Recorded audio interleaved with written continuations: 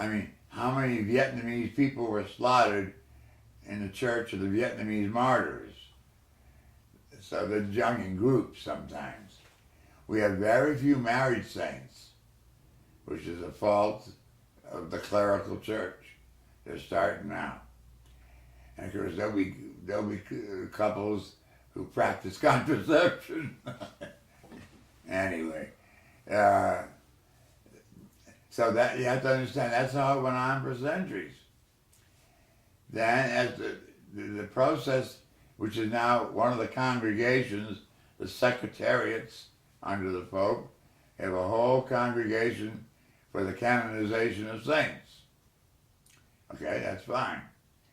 And there are 60 doctors on it, believe it or not, who authenticate the saint's body, and then the thing I'm going to get into in a minute, miracles, which drive me insane.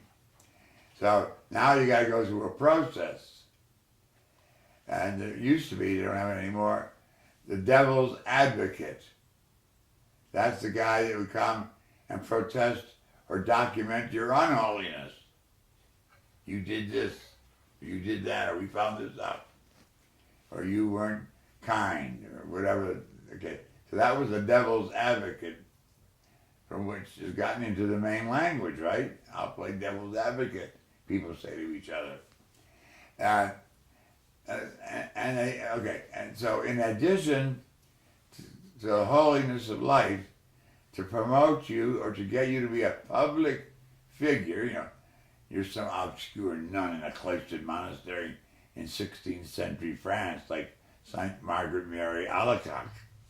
I mean, how would you know about her? So, to become a role model for soldiers, sailors, lawyers, policemen, prostitutes, everything. We have big problems today. Since they found out Mary Magdalene wasn't a prostitute, we need a new patroness. So maybe St. Margaret of Crotona, who was one for a while. And I always laughed at her life. The rich man that took her to bed, one of them promised to marry her, but he never did. So she went and joined the convent and took her 8-year-old daughter with her, you know, in the 15th century. You know, the church has had its progressive moments. You know, a man can't go into a cloistered monastery ever, even to anoint the dying. You got to bring the dying out.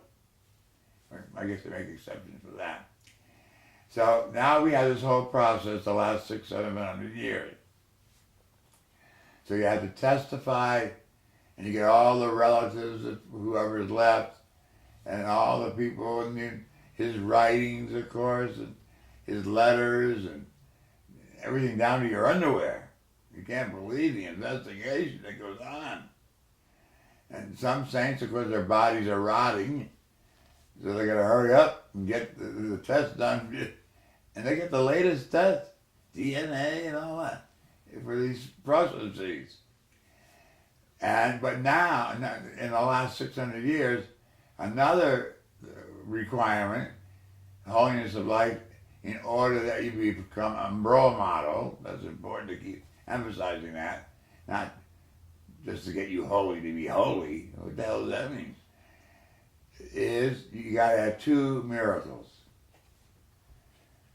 Now, if you can believe, I don't believe, I guess there are Catholics who believe this, but the people not in the church must think we're idiots.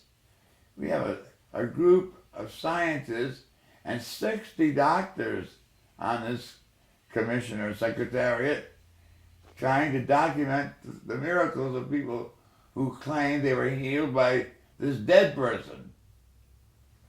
To me, that is not part of our faith. And we just had one during the canonization of John Paul I, which has happened within 5 years. Usually you have to wait 5 years to start the process. And now they're getting around, they're going to canonize Duns Scotus. Well, he died in the 1200s and has been a leading thinker of our church. Not too well known because of the too much attention paid to St. Thomas Aquinas, who had he had a different school of philosophy in Scotland, a Franciscan. It was taking them 800 years to canonize him, and 5 years to begin. So they waived the 5-year waiting period for this pope. It's all political.